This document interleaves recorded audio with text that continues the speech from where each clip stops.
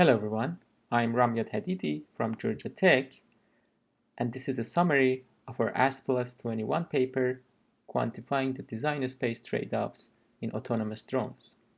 Autonomous drones have countless of applications in urban planning and mapping, in agriculture, several applications in entertainment, and recently in security applications. Drones are unique edge compute agents that must operate under various local conditions with limited energy and weight carrying capacities while executing a safe flight plan. Now let's see how computations on a drone looks like with an example. Here I'm showing the computations on a mapping drone. This drone specifically scans power lines.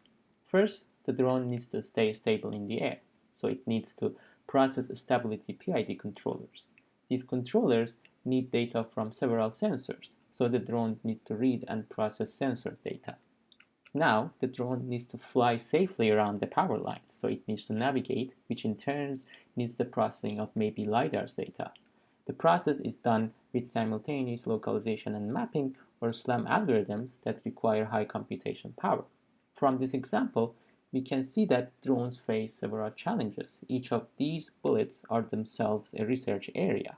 However, the challenge is that each of these problems is approached in isolation, because we don't know the end-to-end design space trade-offs. For instance, how battery choice affects playtime. Or for our community, if we want to make a special chips for drone, should we focus on a 50 milliwatt ultra-low power chip that focuses only on one task, and what this task should be? Should it be flight related or a secondary task such as object detection? Or should we trade power for generality and focus on several tasks?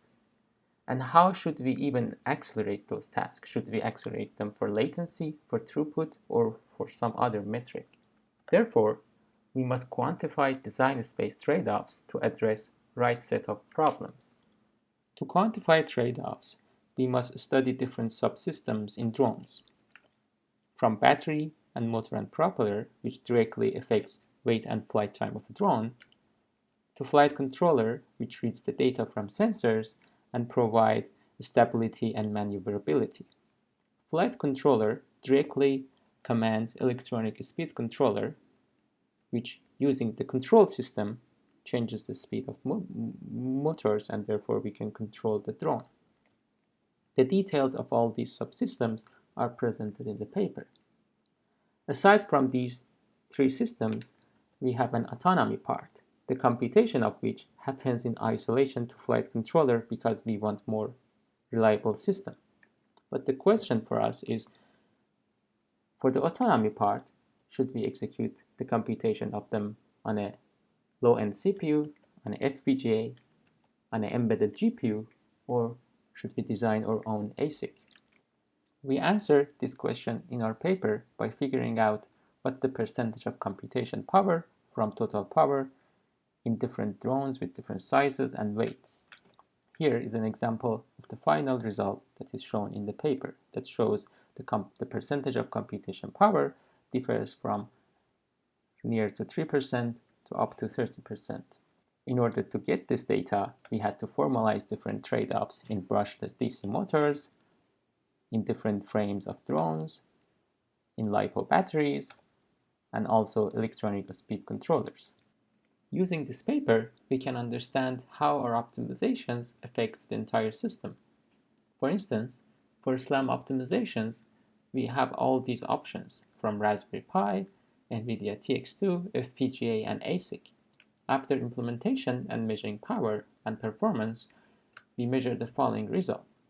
In fact, from a performance perspective, in an ordinary drone, all the options satisfy the minimum performance metric, but they have different fabrications and software costs. It is much more time-consuming to design and program an ASIC, for instance. So if all the options look good from the performance aspect, which one should we choose? With the studied trade-offs, we found that for small drones, with TX2 we lose 4 minutes of flight times. while for FPGA and ASIC, we gain around 2.5 minutes.